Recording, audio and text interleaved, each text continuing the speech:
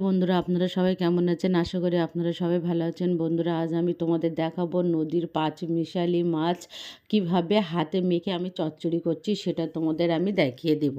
তো প্রথমে দেখুন আমি মাছগুলো কী কী মাছ নিয়ে, চিংড়ি মাছ আছে, আমাদি মাছ আছে, ছোট ছোট ইলিশের বাচ্চা আছে, অনেক রকম মাছ আছে, ফ্যাসা মাছ আছে, এতে 5 রকম মাছ আছে।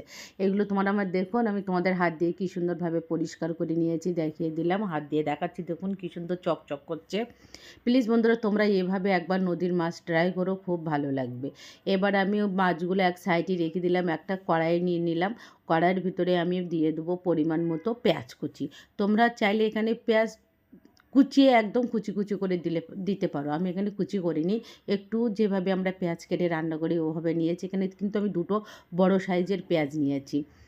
আর দেখুন আমি তোমাদের দেখিয়ে দিচ্ছি কীভাবে নিলাম পেঁয়াজটা। আর এখানে 4-5টা চেরা কাঁচা লঙ্কা দিয়েছি। এটা মেন লঙ্কাই কিন্তু খেতে ভালো লাগে এর ভিতরে। লঙ্কাটা দিলে কি ভাতের সঙ্গে একটু মেখে মেখে নিলে খুব সুন্দর লাগে। আর এখানে দিয়ে দিলাম পরিমাণ মতো লবণ। আর দিয়ে দেবো পরিমাণ মতো সর্ষের তেল। এটা কিন্তু সর্ষের তেলটা একটু বেশি দিতে হবে, কেন এটা চচ্চড়ি বা ঝাল ঝাল হাতে মাখা হবে। এবার দিয়ে দিলাম পরিমাণ মতো হলুদের গুঁড়ো, জিরে গুঁড়ো, আর দিয়ে দেবো আমি ধনিয়া গুঁড়ো। এবার এটা আমি হাত দিয়ে ভালো করে একটু দিয়ে দিলাম লঙ্কা গুঁড়ো। এটা কিন্তু কাশ্মীরি লঙ্কা গুঁড়ো, এতে ঝাল হবে না, কালারটা আসবে। আর ঝালের জন্য কিন্তু আমি কাঁচা লঙ্কা দিয়েছি। দেখুন আমি হাত দিয়ে কীভাবে পেঁয়াজ আর সমস্ত মশলা কষলে কষলে মাখছি। এভাবে কিন্তু যদি মাখো তবেই টেস্ট পাবে, আর নাহলে কিন্তু ওইভাবে নাড়ে চাড়িয়ে নিলে কিন্তু টেস্ট পাবে না। আমি হাত দিয়ে কীভাবে কচলে মাখিয়ে নিয়েছি দেখুন।